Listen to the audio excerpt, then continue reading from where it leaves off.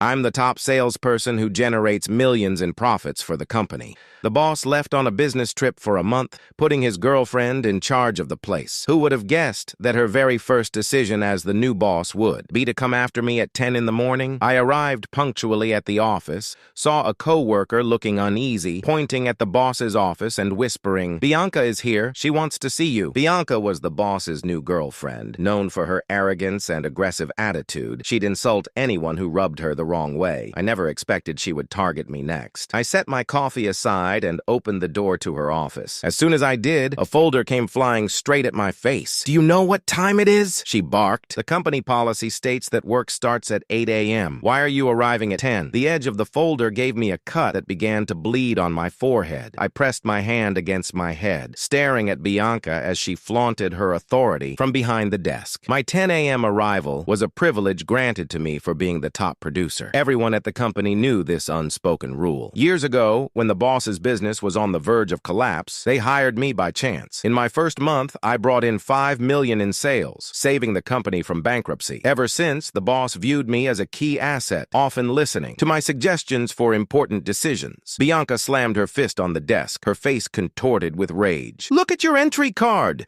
You've been coming in at 10 for an entire month. Do you think you're above the rules? According to company policy, 3 consecutive late arrivals can get you fired. You can leave right now." I looked at Bianca in disbelief. "You're firing me? Did you consult the boss? I generate 80% of this company's earnings, and you have the nerve to fire me?" Bianca gave a cold laugh, glaring at me with contempt. "You're just a salesman, an unremarkable one at that. What's wrong with letting you go? This is my boyfriend's company, and as his girlfriend, I can fire anyone I want." The boss had always treated me well, so I wasn't about to just walk away. I took a seat on the couch. "You should probably check with him first." Bianca rolled her eyes. "Who do you think you are to tell me that?" She called the boss directly. His voice on the line sounded tired. "What's going on?" Bianca, who had been shouting at me moments before, immediately changed her tone. "Baby, I miss you." The boss sighed. "Just tell me quickly, I need to rest." Bianca shot me a triumphant glance. "There's a salesman here who doesn't follow the rules. He's always late. I want to fire him." "Do whatever you want," replied the boss. "I need to rest," and hung up. Bianca looked at me smugly. "Did you hear that? I can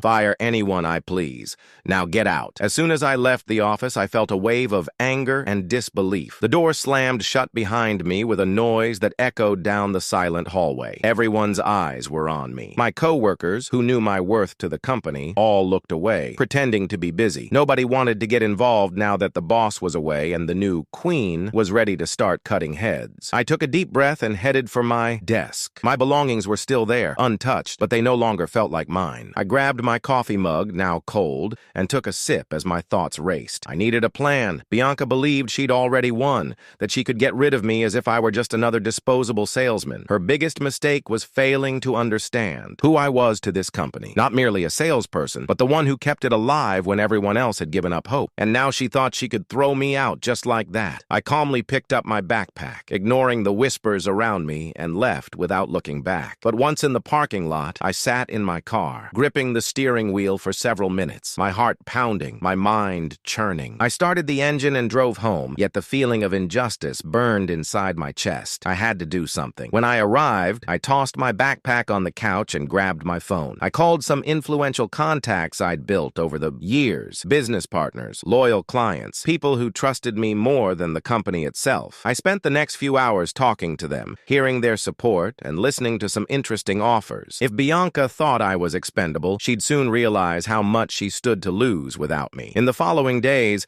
I watched the company begin to crumble, little by little. Long-standing clients started rejecting deals, complaining about the new policies Bianca had imposed. Her arrogance quickly took its toll. I got messages from former co-workers describing tense meetings and failed targets. It was only the beginning. On the phone with leads, on planes to potential buyers, and in post-work dinners locking down the details of major contracts. The boss knew that my value couldn't be measured by a single check-in time. That's why, years before, he personally told me, "Come in whenever works for you. Just keep the numbers high." It was an unwritten agreement, but a powerful one. As the boss's business grew, so did my responsibilities. I began traveling to corporate headquarters in other cities, negotiating face-to-face with large-scale clients who were skeptical about dealing with a smaller firm. Time after time, I sealed the deal. When the boss realized how crucial my personal touch was, he practically gave me carte blanche to set my my own schedule. If I needed the entire morning to prepare for a big meeting, so be it. If I had to leave a few hours early to attend a trade show across the country, no questions asked. This system worked smoothly for years until Bianca entered the picture. I remember the first time she showed up unannounced to one of our office lunches. The boss introduced her as someone special, a phrase that made my co-workers exchange knowing glances. She wore designer heels that clicked against the tile with an air of self-importance, and she greeted most employees with a polite but distant nod. When she spoke, it was always about herself, her aspirations, her tastes, her opinion on everything under the sun. She didn't make an effort to learn about the company's culture or the staff's individual roles. At the time, I thought she was simply a self-centered person, but nothing more. Little did I know how her attitude would magnify once she got even a sliver of authority. Over the next few weeks, Bianca started showing up more often. She'd visit the boss's office, close the door,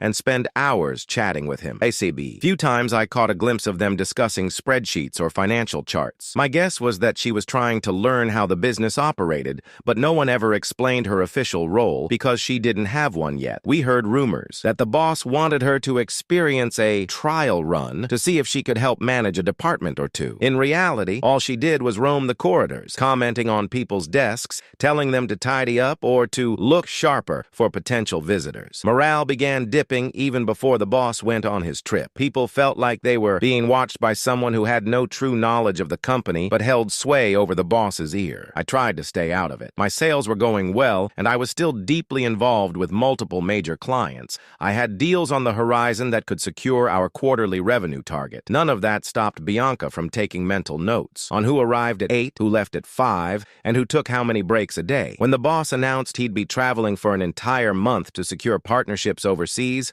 I wasn't particularly worried. Normally, in his absence, one of our veteran managers, someone who truly understood the business, would step up. But the boss made a startling announcement. He was leaving Bianca in charge to see how she does. That decision sent shockwaves through the office. We'd never had a non-employee suddenly elevated to that level of authority. I recall the hush that fell over the entire floor when he told us. Some people exchanged nervous glances. Others just stared blankly, not sure what to think. In the days leading up to the boss's departure, Bianca tried to appear confident, striding around in her usual manner. She'd read from a clipboard, ask random employees about their tasks, and then say something dismissive or condescending. Well, I suppose that's acceptable. Or, is that really the best you can do? She said things like that to people who had worked there for a decade, people who were masters of their craft. I didn't realize it yet, but she was practically itching for a confrontation with someone. And, as fate would have it, I was the perfect target once the boss stepped onto that plane. The day she finally confronted me was the day after the boss flew out. Her waiting for me at 10 a.m. was no coincidence. She had clearly spent the previous afternoon going through the official policies, searching for any violation that could be pinned on me. But it was more than a simple matter of policy. It was personal. I heard from one of the receptionists that Bianca had been openly questioning why a mere salesman was so well paid. That was her phrase, a mere salesman. She looked at my numbers on paper but had no clue about the actual relationships I'd built or the hours I'd poured in behind the scenes. The moment that folder flew at my face,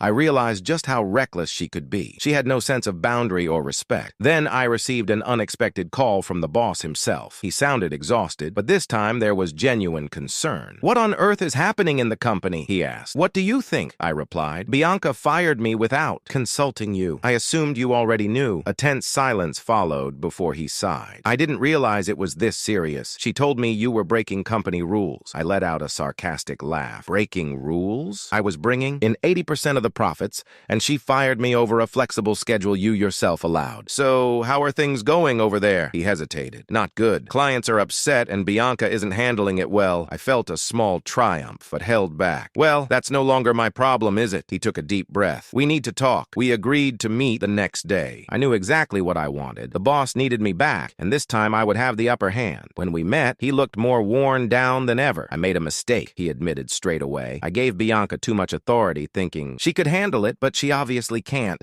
I need you to return." I folded my arms, staring at him. "Return after what happened? After that public humiliation?" "I don't think so." He ran a hand over his face, frustrated. "I understand, but let me fix this. What do you want?" That was the question I'd been waiting for. I grinned. "I want control. A signed contract guaranteeing my autonomy. In my work with no interference. A clause ensuring I can't be fired without your direct approval. And of course a substantial raise." He looked surprised, but he knew he had no choice. Fine, I'll arrange it, but I need you as soon as possible. Bianca's messing everything up. I felt a wave of satisfaction, but kept my composure. I'll come back when the contract is signed and I have the guarantees I asked for. Until then, good luck with your girlfriend. I left the meeting with an indescribable feeling of triumph. Turning the situation around was glorious. In the end, Bianca was just a temporary obstacle. As soon as I had the signed contract, I returned to the company in a stronger position than ever. When I walked in the door, Bianca looked at me in disbelief. But this time, I was the one who smiled with an air of superiority. Surprised? I asked as I brushed past her to my office, treating her like little more than a minor nuisance. She tried to argue with the boss, but it was too late. Not long after, I learned she had quit, claiming she wasn't appreciated. I knew the truth. She just couldn't handle the reality that she was never right for the position. With Bianca gone, things returned to normal. Clients came back, sales rose, and my standing in the company was stronger than ever. The boss, now more cautious, treated me with a new level of respect. I learned a valuable lesson. No matter how indispensable you might be,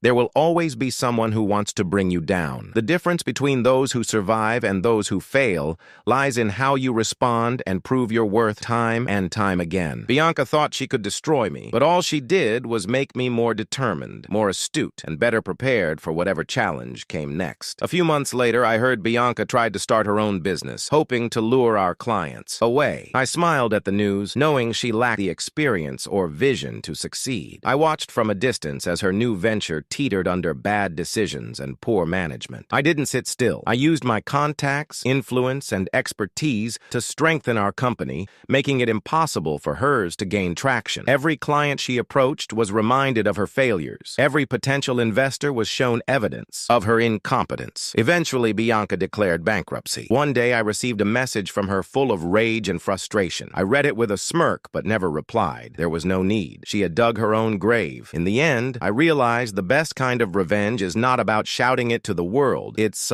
quietly watching as the person who wronged you self-destructs with their own bad choices. Yet to truly understand how this entire situation came to a head and why it caused such lasting shockwaves through the company, you need more context about the dynamics at play. Let me take you back to the months leading up to Bianca's takeover and show you the environment I was living in. I had always been a man of routine, waking up around 7:30 or 8 a.m., strolling into the office by 10, but staying later than anyone else, frequently working evenings to contact clients in different time zones. My success as a salesperson wasn't only about those morning hours. It was about the time I invested where it mattered most. As the cut on my forehead stung and I saw the triumphant glint in her eyes, my emotions ran wild. Anger, disbelief, even a twinge of betrayal at the boss for letting someone like her reign unchecked. Still, I tried to handle it calmly, reminding her that she should consult him. Yet all it took was a single phone call for her to confirm she had free reign. That's when I knew I had to play a longer game. Storming out of there or causing a scene wouldn't help. This was about leveraging my reputation, my contacts, and my track record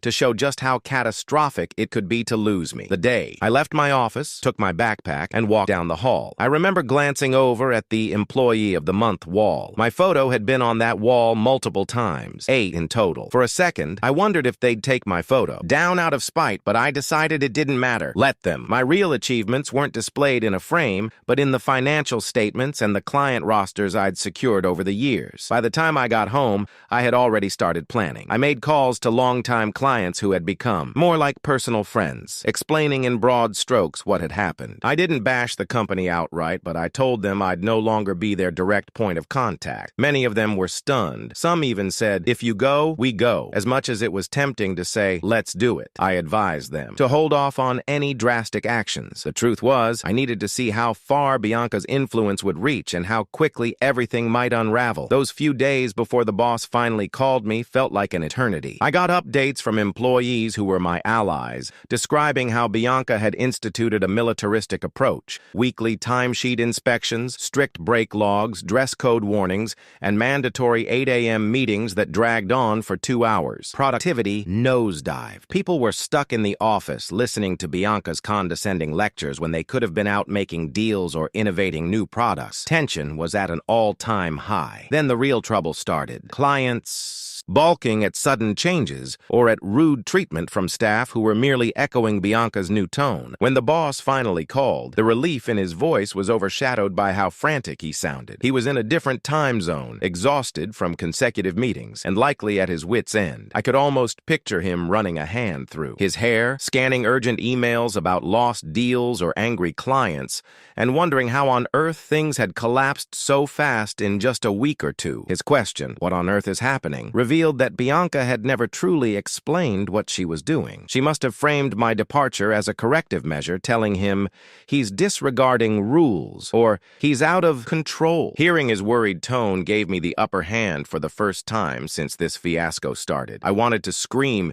"You never should have trusted her," but I held back. Instead, I gave him the facts. When we arranged our meeting, I was fairly certain he was ready to beg me to return, and he was. The lines on his face seemed deeper than usual, as if he hadn't slept well in days. He admitted without flinching that he'd made a serious error in giving her so much power. Seeing him humble himself was a big change from the confident leader I once knew, but part of me still felt the sting of being let go so unceremoniously. That's why I made my demands crystal clear. I wanted absolute protection from another rogue manager's whims, more autonomy, and a pay raise that reflected my impact on the bottom line. The boss actually sighed with relief when I spelled out my terms. It was clear he would do anything at that point to restore balance, so I made him promise that I'd only come back once every detail was in writing. I needed that safety net. I wasn't going to put myself in a position where another Bianca could walk in, wave a folder at me, and send me packing. Once he agreed, I stepped out with a sense of victory that felt almost surreal. Signing that contract was one of the most satisfying moments of my career. I remember the crispness of the paper,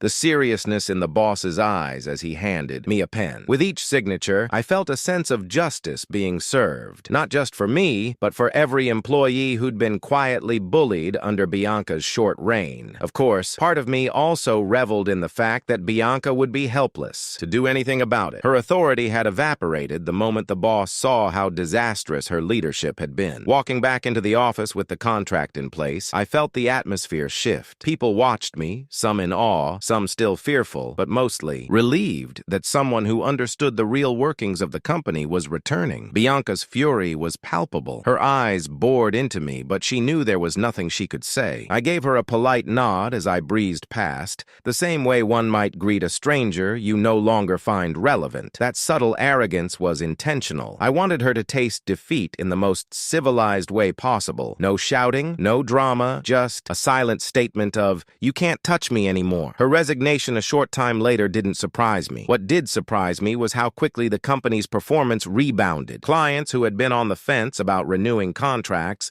suddenly felt reassured. Some who had threatened to leave came back, apologizing for the confusion. I found myself working overtime again, but this time it was to repair the damage Bianca had inflicted rather than to push new sales. And ironically, once we stabilized, I soared to new heights, winning even bigger deals because clients appreciated the fact that I was back on board. It wasn't long after that I heard through the grapevine that Bianca was trying to start her own enterprise. The details were murky. Some said it was a marketing firm, others said it was an e-commerce venture. Either way, I knew she lacked the deep professional network needed to thrive. More importantly, she lacked the humility to learn from her mistakes. She kept the same domineering attitude, which scared off potential partners and funders. When I got wind that she was attempting to poach a few of our clients, I responded strategically, reaching out to those clients to assure them of our ongoing improvements and new services. My confidence and track record spoke louder than her empty promises. Her business floundered.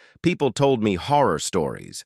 Interns quitting on the spot, investors backing out after a single conversation, critical deadlines missed because she couldn't manage projects effectively. I watched it all unfold from a distance, never interfering directly but always ready to protect my company's interests. Whenever an old contact mentioned Bianca's pitch to them, I'd calmly point out her history, how she disrupted a functioning system, undermined morale, and drove away major deals in just a few weeks of mismanagement. That alone was usually enough to make them back away from any arrangement with her. Ultimately, the announcement of her bankruptcy came as no shock. I heard it from one of the local business journals that reported on small startups failing. She sent me a furious text message full of accusations, but I simply let it sit there, unread for hours, then read it and never replied. There was no reason to. She had orchestrated her own downfall. No help from me was needed. By that point, the lesson was crystal clear to anyone who observed the situation.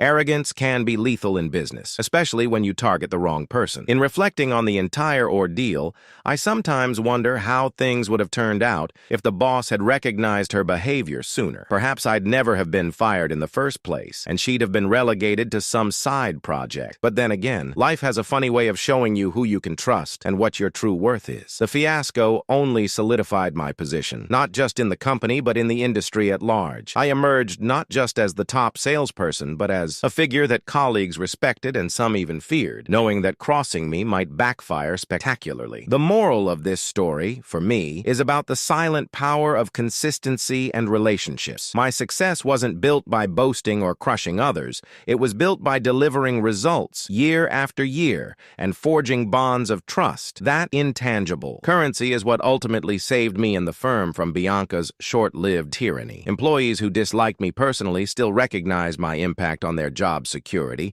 and clients who could easily switch to a larger competitor chose to stay because of the respect I'd earned over time. Now, whenever I arrive at the office, still around 10 a.m., mind you, I pause sometimes to appreciate how the atmosphere has become calm and positive again. The boss, more appreciative than before, occasionally laughs about his terrible mistake, though I can tell the memory still embarrasses him. My fellow employees greet me warmly, and we share stories from the trenches of sales, marketing, or development. And every so often, a new hire will ask, "What really happened with that Bianca woman?" Which leads to hushed retellings of the infamous fiasco. Ultimately, though, I don't need to dwell on it. I hold a better contract than ever, and the company is thriving with solid leadership. Lessons learned from that fiasco. If there's one takeaway for anyone reading or listening to this story, it's that you should never underestimate the power of steady work, genuine relationships, and quiet resolve. People like Bianca come and go, leaving destruction in their wake. But if you've built a fortress of reliability, skill, and trust, you'll prevail. And in the end, you can watch silently as the arrogant fall on their own swords, undone by their refusal to respect the very people who keep a business alive. Because, as I said before, the best kind of revenge isn't loud. It isn't about grandiose public takedowns. It's about standing firm in your worth, stepping aside when someone insists on walking into their own doom, and letting the consequences catch up to them. By the time they realize how badly they've miscalculated, you'll be too busy thriving to pay them any further attention. That's exactly what happened with Bianca. She thought she was unstoppable, but she'd never done the hard work, never earned the loyalty of the people who mattered. In business and in life, that's a sure path to self-destruction. And as for me, I'm still here, quietly sipping my coffee at 10 in the morning, closing deals by 5 in the afternoon, and enjoying every moment of a career I fought for, one well-earned success at a time. That's how you survive a Bianca. That's how you turn a crisis into an opportunity for greater security and respect. And that's how you make sure that, in the long run, your value speaks louder than any boss's girlfriend or anyone else who dares to undermine your accomplishments.